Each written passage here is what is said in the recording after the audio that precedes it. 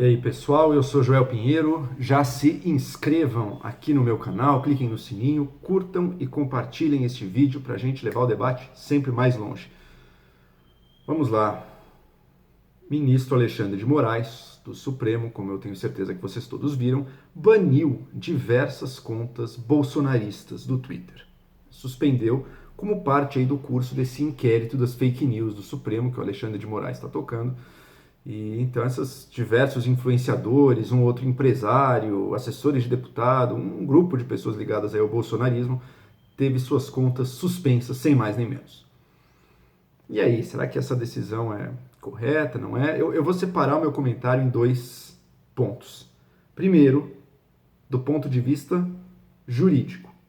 Eu tenho conversado com diversos advogados, também lido o que diversos têm escrito. Existe alguma polêmica a respeito, mas me parece que, como um leigo, mas me parece que tem muita coisa mal feita nessa decisão do Alexandre de Moraes. Primeiro, ela é parte desse inquérito das fake news que em si mesmo, desde a sua origem, já é questionado por muitas pessoas do direito.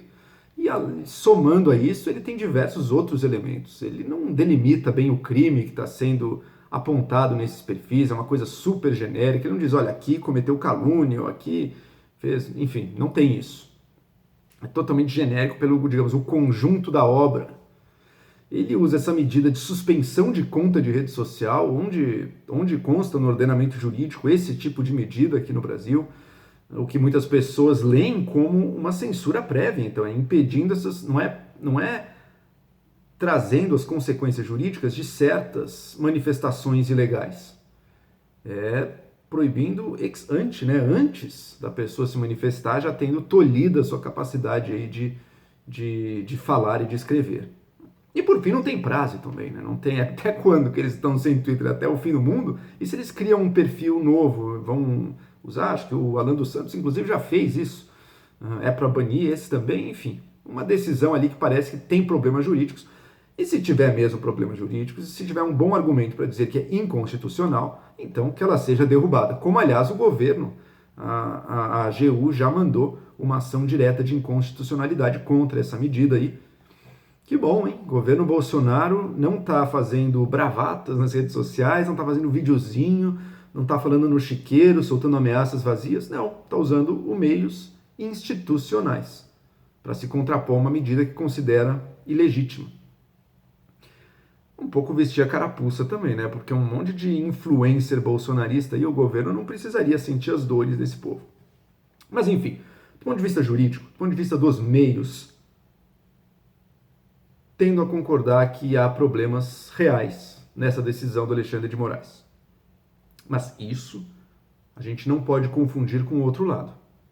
Substantivamente, do ponto de vista social, o que o Alexandre de Moraes está fazendo é censura?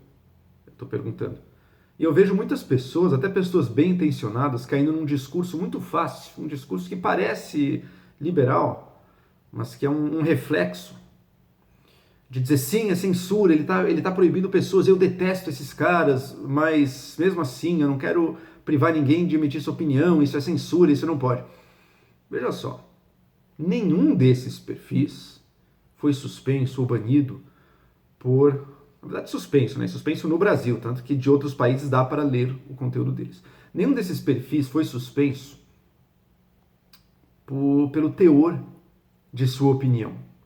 Não foi por ser de direita, não foi por defender o governo, foi por estarem ligados a isso, que o próprio inquérito das fake news está descobrindo, que é uma associação criminosa de pessoas que financiam, produzem conteúdo e ajudam a difundir conteúdo, tendo em vista destruir a reputação alheia, caluniar, mentir, atacar, ameaçar e influenciar outros, influenciar potencialmente milhões de pessoas nas redes sociais a fazerem o mesmo, deturpando o debate público para infernizar e destruir a vida de desafetos e adversários políticos. Isso é criminoso. Isso tem que ser coibido. Isso não é liberdade de expressão. Não existe liberdade absoluta de expressão. Em nenhum lugar do mundo. Todo lugar desenha limites para a liberdade de expressão. Se eu invento uma mentira e acuso um crime, eu acuso de alguém de um crime, mentirosamente, eu vou ser punido por isso. Você não pode... A palavra tem consequências. Portanto, o uso da palavra precisa ser regrado, e no limite esse regramento se dá pela lei. Se as pessoas não têm um mínimo de virtude, um mínimo de capacidade, um mínimo de responsabilidade, isso se dá pela lei.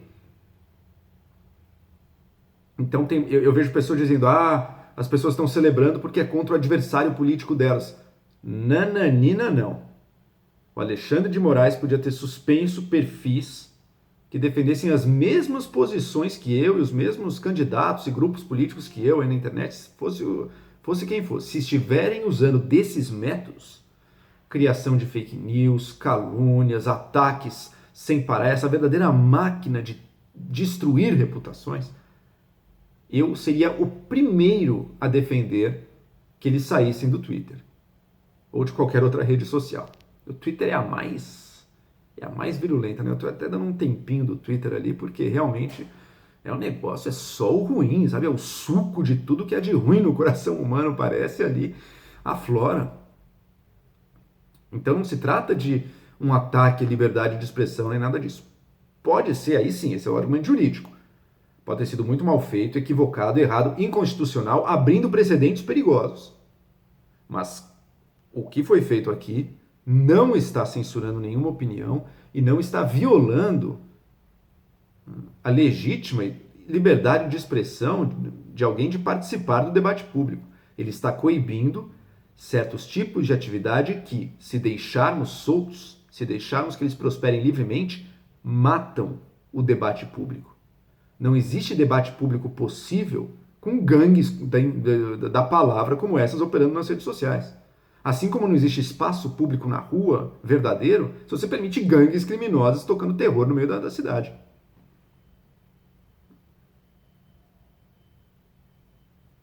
Em primeiro lugar, a gente tem que pensar o que a sociedade tem que fazer para se proteger e proteger os seus valores. E o direito vai ter que criar meios para isso. Talvez o Alexandre de Moraes tenha usado meios aí que o direito ainda não permite. Daí tem que ser tirado, porque tudo tem que ser feito sim dentro do direito. Mas o direito não nos dá um juízo mais substantivo sobre as ações que estão sendo tomadas, sobre a finalidade das ações e a eficácia ou não delas. É preciso que nós façamos isso, e daí o direito vai atrás e cria os caminhos para isso. É assim que a evolução das leis da sociedade se dá. Existem gangues de calúnia, de ataques e de fake news na internet. E isso deturpa o funcionamento da nossa democracia. O que me dá o gancho para falar deste livrinho aqui.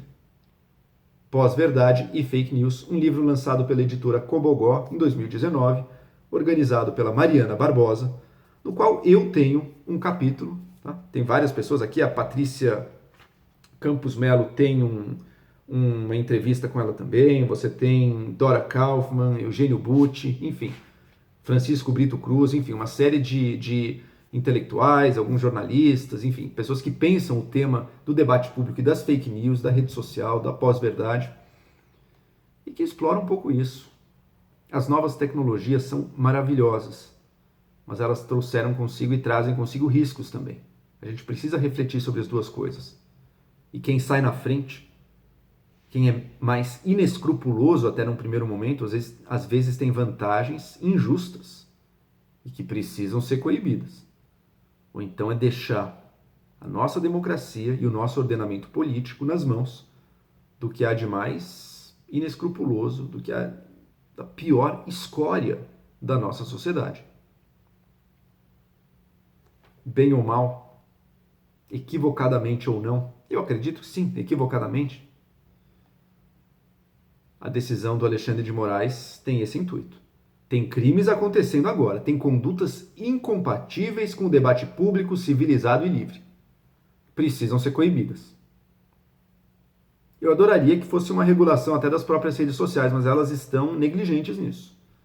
Estão muito negligentes. Até porque tem medo, né, de perder o usuário, de mostrar que não é tão grande assim. Cadê a clareza no uso de robôs, por exemplo, que é parte desses mecanismos? Não é tudo, hein? Não é tudo. Tem muita gente real. Mas tem o robô também. Enfim.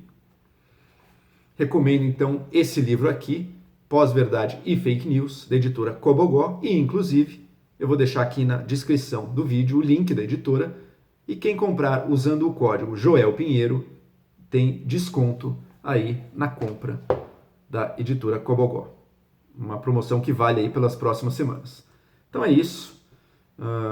Quem tiver interesse, vá atrás do livro. Tem diversos bons ensaios ali, entrevistas. O próprio catálogo da editora Cobogó é bastante interessante. E, mais do que isso, vamos continuar pensando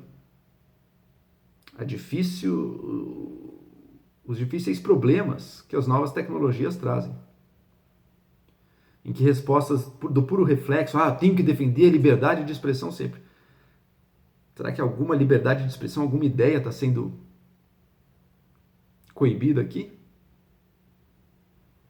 Ou será que é um chamado à responsabilidade no uso desse enorme poder que as redes sociais nos dão? Imagina se todo mundo tivesse um megafone na mão. Estamos todos juntos. Se você quiser ficar falando no seu megafone, meu amigo, você vai ter que seguir certas regras. Senão a gente vai ter que tirar das suas mãos. A rede social é um megafone à milésima potência. A palavra sempre importa. Quanto mais alcance, quanto mais poder a pessoa tiver, mais a palavra dela importa. Portanto, nas redes sociais, o uso da palavra está no escopo do que a gente, como cidadãos preocupados com o futuro do nosso país, com o futuro da nossa democracia, precisamos olhar. Tem limite para tudo. Muito poder tem que estar acompanhado de uma responsabilidade correspondente também. É isso aí. Obrigado por assistirem o vídeo. Curtam o canal, compartilhem esse vídeo. E se interessarem aí pelo meu texto ou pelos outros, Fake News, Pós-Verdade e Fake News, da editora Cobogó.